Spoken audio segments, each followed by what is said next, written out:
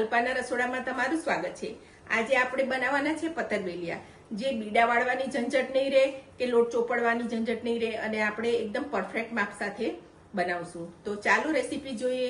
તમે મારી ચેનલને સબસ્ક્રાઇબ કરજો, લાઈક કરજો અને શેર કરજો। તો પતરવેલિયાના બનાવવા માટે આપણે અહીંયા પતરવેલિયા છે એને મેં ધોઈ લીધા છે, એની નસો કાઢી અને એકદમ ઝીણા ઝીણા કટ કરી લીધા છે। તો આ રેડી કરી લીધું છે। ચણાનો લોટ છે, આ આંબલી અને ગોળનું પાણી છે, આદુ મરચાં ક્રશ કરેલા છે, અજમો છે, ગરમ મસાલો, હળદર, સોડા, લાલ મરચું, મીઠું। તો હવે આપણે રેસીપી સ્ટાર્ટ કરશું।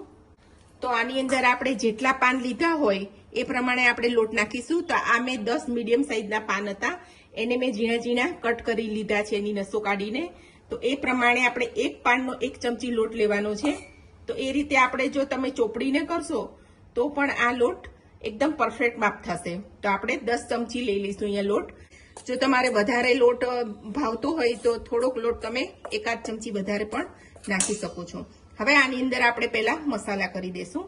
તો આ આદુ મરચાં મેં ક્રશ કરીને લીધા છે। આની અંદર બધા મસાલા આપણે થોડા ચડિયાતા કરવાના છે, કારણ કે આ જે પતરવેલિયા છે એ એકદમ મોળા હોય છે।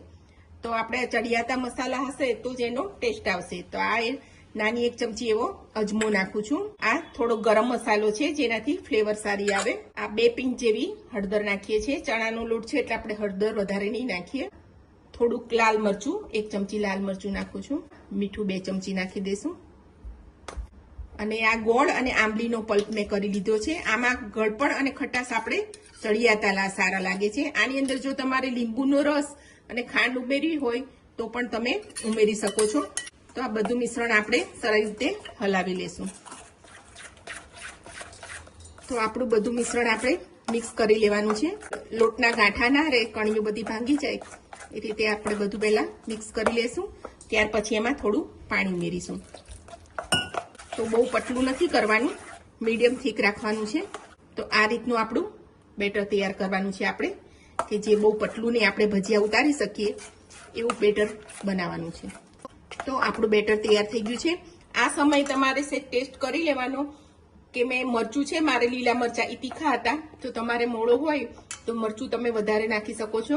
ગળપણ ખટાશ અહીંયા ઓછા વત્તા કરવા હોય તો પણ તમે કરી શકો છો। તો આ રીતનું આપણે મસાલો તૈયાર કર્યો છે। એની અંદર હવે આપણે આ બધા પતરવેલિયા નાખીને જે ટુકડા કર્યા છે એ આપણે નાખી દઈશું।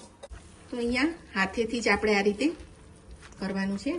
આની અંદર આપણે 2 પિંચ જેટલો સોડા નાખવાનો છે, એનાથી કલર પણ આપણો સરસ ગ્રીન રહેશે અને સરસ ફૂલી અને પતરવેલિયા આપણા એકદમ સોફ્ટ બનશે।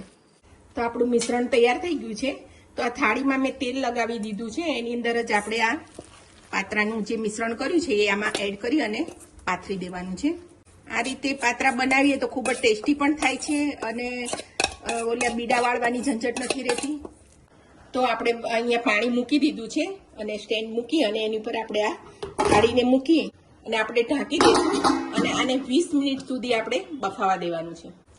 તો આપણા પતરવેલિયા બફાઈને રેડી થઈ ગયા છે અને 20 મિનિટ સુધી બફાવા દીધા હતા। હવે એને આપણે કટ કરી લેવાના છે। બહુ મોટા નહીં પણ નાના નાના આપણે ચોરસ ટુકડા કરીશું। તો આપણા ટુકડા હવે થઈ ગયા છે। આ રીતના આપણા ટુકડા બનાવવાના છે। તો આપણું પેન ગરમ થાય ત્યાં સુધી આપણે એક પાણી રેડી કરી લઈશું। આમાં મેં 2-3 ચમચી પાણી લીધું છે, એની અંદર મેં આ અડધી ચમચી લીંબુનો રસ લીધો છે અને આ 2 ચમચી દળેલી ખાંડ લીધી છે। આ આપણે વઘારમાં એડ કરવાનું છે। તો પેન મૂકી દીધી છે અને ગેસ ચાલુ કરી દીધો છે। તો આની અંદર આપણે સરખું તેલ રેડવાનું છે। તો આપણે તેલ 3 મોટા ચમચા મૂકીશું। તો તેલ ગરમ થઈ ગયું છે, એની અંદર આપણે 2 ચમચી રાઈ નાખી દઈશું। આ પિંચ હિંગ નાખી દેવાની છે અને આ મરચાની લાંબી ચીરો કરી લીધી છે। 3 ચમચી જેવા તલ છે અને ત્યાર પછી આપણે આ પાણી જે રેડી કર્યું હતું એ પાણી આપણે રેડી દઈશું।